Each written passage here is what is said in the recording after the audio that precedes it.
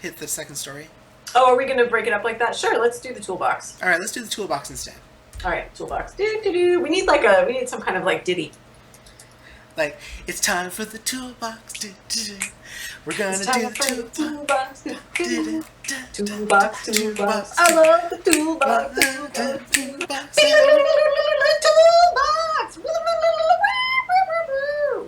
How's that? Oh yeah. Oh, we're such goofs. I love it. I don't think we broke any like copyright laws or anything with that. I don't think so either. I don't think. I think that's our own original material. Oh yeah. We didn't. I don't think anybody significant, at least, has recorded the toolbox song. It will change every time. Didlick says, "This is suitably weird. I approve. Thank you." I do this for your approval, Didlicks. I always have.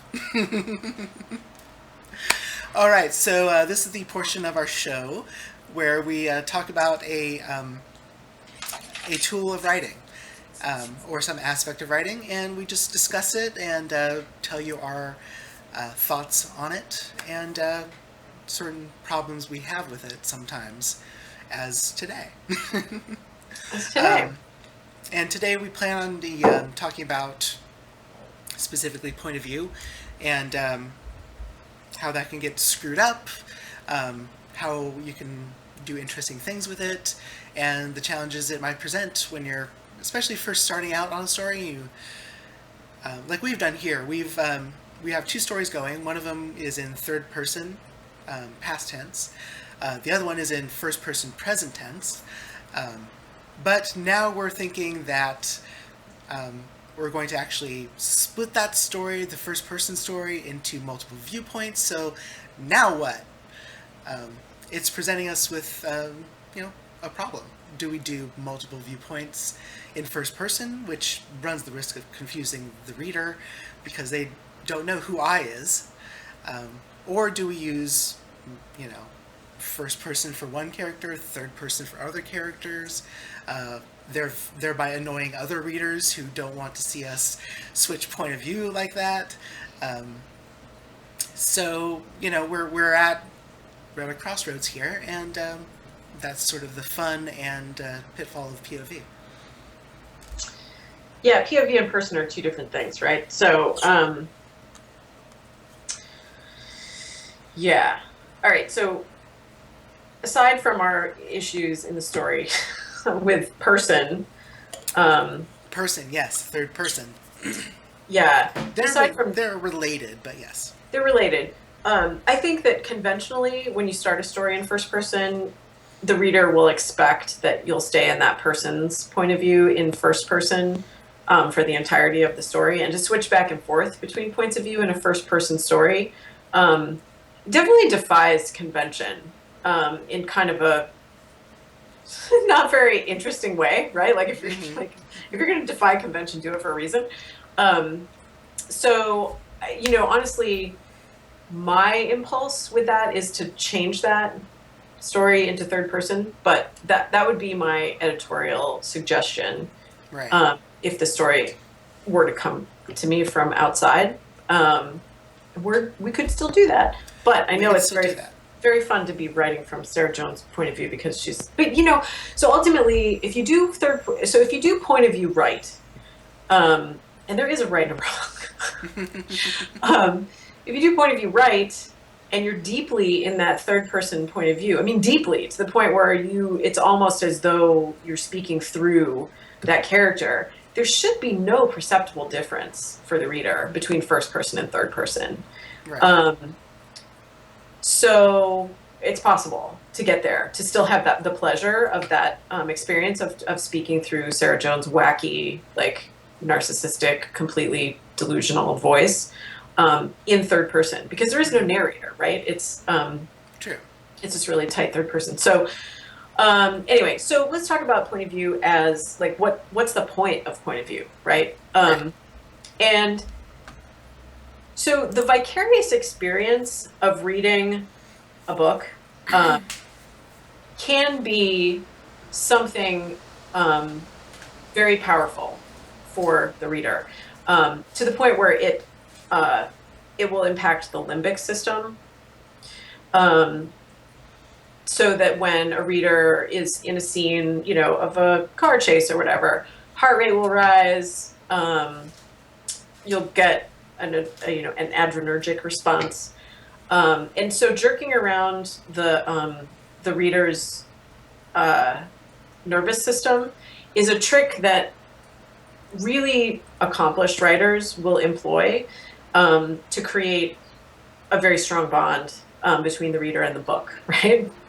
To make the reader keep reading. And so the deeper you go into point of view, the more seamless that experience becomes. And that's a really powerful seller for books, right? Like that's when readers get really attached to a book and they can't put it down. The Girl with the Dragon Tattoo series, like it's basically a textbook on how to write this way. Really tight point of view, with no breaks whatsoever. So it's a commercial fiction technique. It's one that most commercial fiction publishers will try to teach their authors once they kind of get in the system. And if you understand it before you get there, you'll have a lot easier time. And it's something that literary readers or literary writers turn their noses up at. It's a very non-literary way to write. And in that sense, I mean that it doesn't call attention to, the writing doesn't call attention to itself.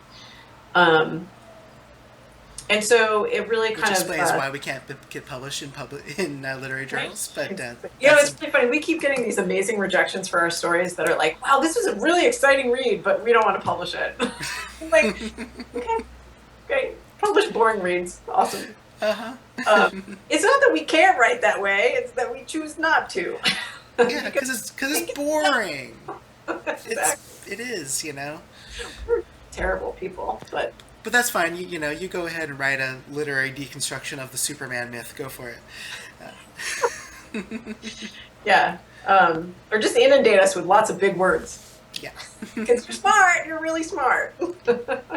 We're not bitter at all. Anyway, sorry. Go on. Yeah. So point of view is a technique, and you either choose to use it or you don't. But you damn well better know what it is. So when you switch point of view in the middle of a scene, we're in third person, and then we're talking about what the point of view character is thinking and feeling, and then suddenly we like pop out of that person's head to know what the other person in the scene is thinking and feeling. That's a point of view break that confuses readers and calls attention to the writing, in that case, the bad writing, and it's something that you shouldn't do, right? It's something you shouldn't do. So when you start a scene, try to stay in the same point of view for the entire scene. And if you want to break and go into a different person's point of view, do that at a scene break, right? So make sure that like the choice that you're making about that point of view works for the entire scene. And it's usually the way we choose that is to decide, whose feelings, most of the time in a scene, something changes. Either the character changes or the plot, there's something going on in the plot and someone has a reaction to that change. So whoever's reaction you want to see, whoever's change you want to see, whoever's thoughts you want to see in the scene, usually the person who's being most impacted by the change is whose point of view you want to be in. And if you have to switch into someone else's point of view, make that choice based on their thoughts and feelings are vitally important to the story that you want to tell. And so we're going to be in that person's point of view as well. And in the case of Sarah Jonestown, which I don't think any of us really thought about as we started the story, it became quickly apparent that just being in Sarah Jones' point of view might not give us the full picture of what's going on in this cult. Mm-hmm. And so having a couple other people's point of view is going to enrich that story to the point where, I think Sarah Jones is really an unlikable character, and I think we run the risk of losing the reader if we just stay in her point of view. Yeah. So I think we're at a decision point with that. We need to decide. I think we've already decided we're going to be in multiple points of view, but we need to decide if being in first person is the right way to go. Right. Probably not. Now, when the way you just explained that made perfect sense. And yes, I think you're right. We should probably switch it to third. Um, but I'm the one who started Sarah Jones, and I love point of view. I love super super tight limited point of view, which makes me a literate. No, makes me a popular fiction writer through and through to the heart. Um, I love it because of what you can do with it, because it's about Because it's limited. what's that? Because it's so limited, right? Because And that's the beauty of it. exactly, because also it gives me a chance as a writer to um, explore someone else's head, to try to think the way another person would think rather than just being in that other person's body. There's a difference there. It's like, yes, writing about that person, you can be in that person's body, but if I'm just exploring my own brain in that person's body, going through the motions of an adventure or whatever, then that's sort of just wish fulfillment. But writing somebody like Sarah Joan, who is different from me in body and mind, that's a hell of an exercise. Mm-hmm. And it's weird and it's uncomfortable and it's a fascinating experiment, It is. to see if you can actually try to understand somebody and feel empathy for somebody who, if you were to meet them in real life, you would just despise that person instantly for who and what they were. Yes. Yes. And as much of an exercise as that is for the writer, I think it's just as good for the reader, right? To be riding along in that car, right? Like that crazy car. So Didlik says, I think I recall seemingly random changes in perspective and point of view in The Martian. It was annoying. I seem to recall that as well. I did read that. It was a while ago, and Andy Weir, he's a very good technical writer. He's very good, just an amazing hard sci-fi writer. But like a lot of sci-fi writers, he doesn't have sort of the best grasp on kind of the stuff like point of view, the stuff like the more technical aspects of the writing rather than the space program. Mm-hmm. But it was still a very well written novel, and I think he was helped by the fact that large portions of the book are sort of by necessity a very limited point of view, since it literally is just Mark Watney on the planet by himself. Right. There are no other points of view that he can accidentally slip into at that point, but those problems come in when you start talking to the people at NASA and stuff, and you get stuff back on Earth. So yes, and Dillix also says, Kat confirmed for writing YA novels for life. Yes, yes. Absolutely. Yeah, And before you go on, Smish Smosh 22 is following us. Smishmash 22. Hello. Thank you for following. Yeah, thanks. Okay, so right. So what else can I say about point of view from a technical perspective? So if you're trying this out yourself and you want to kind of get some advice about it, feel free to send us a scene in a point of view that we can talk about whether or not the point of view is working, or if we feel like we're confused by it or whatever. Mm-hmm. Or if you just have questions about point of view, we'd be happy to offer our thoughts about that.